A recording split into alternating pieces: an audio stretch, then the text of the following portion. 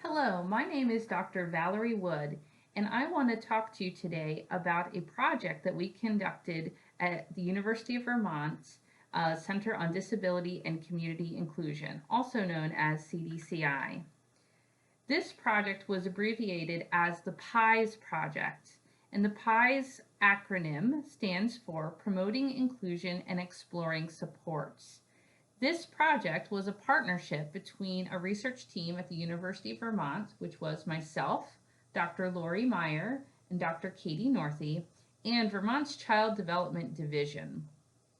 Together, the UVM team and the Child Development Division, also known as CDD, wanted to understand how often and why young children with specialized health needs are being suspended and expelled from early childhood education settings in Vermont.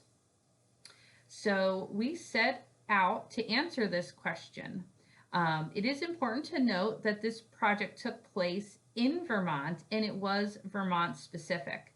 Because of that, it was determined to be a quality improvement effort, which means that the intention of the project was to produce evidence-based recommendations for the state of Vermont. The goal is that the recommendations that grew out of our investigation will help Vermont reduce the use of suspension and expulsion with young children, including children with specialized health needs. This study took place in January 2021 and ended in March 2021, so all of the work occurred within a 3-month window. During that time, the research team worked with our partners at the CDD to develop our interview and survey processes, collect and analyze the data, and write up our findings in the final report.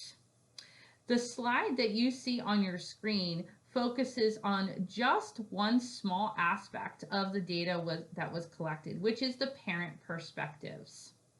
How did we collect our data?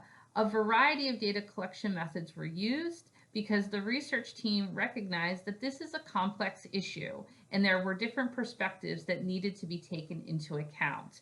Therefore, we used different data collection methods depending on our target audience.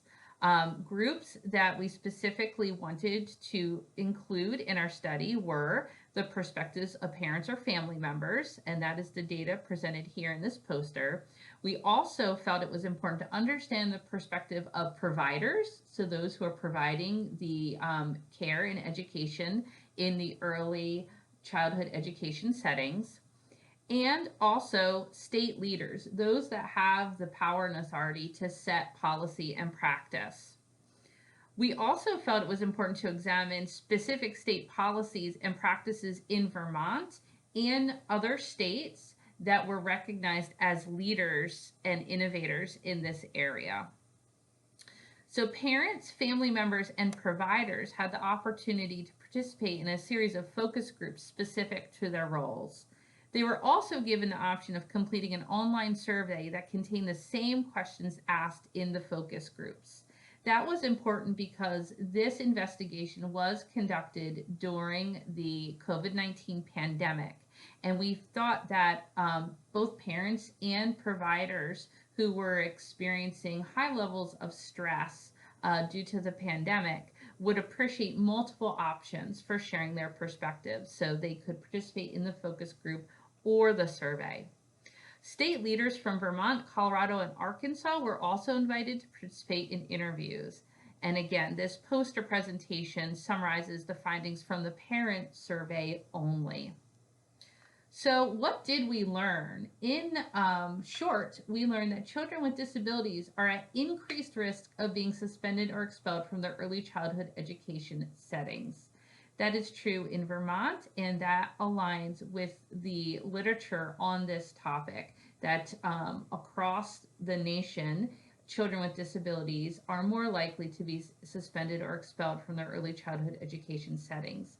Specific to the Vermont context, we did find that many families and children in Vermont are not receiving any support or services in their early childhood education settings, despite their need for them.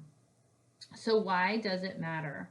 It matters because those with lived experience, in this case parents that are advocating on behalf of their child with a disability or special health need, have an important form of expertise that should be included in quality improvement projects. So, in this project, parents' experiences provided evidence for the set of recommendations that were put forth to the state of Vermont to improve our early childhood education system for all children, and in particular for children with disabilities. So, this project is an example of how to bring that lived experience to the table for effective policy and practice change. Thank you for your time. And if you have any questions about this project or our work at CDCI within the University of Vermont, please feel free to reach out to me, Dr. Valerie Wood, at Valerie, VALERIE, Wood, WOOD, at uvm.edu. Thank you so much and have a great day. The University of Vermont Center on Disability and Community Inclusion. We support, we teach, we study, we share, we connect. Find out more at go.uvm.edu/CDCI.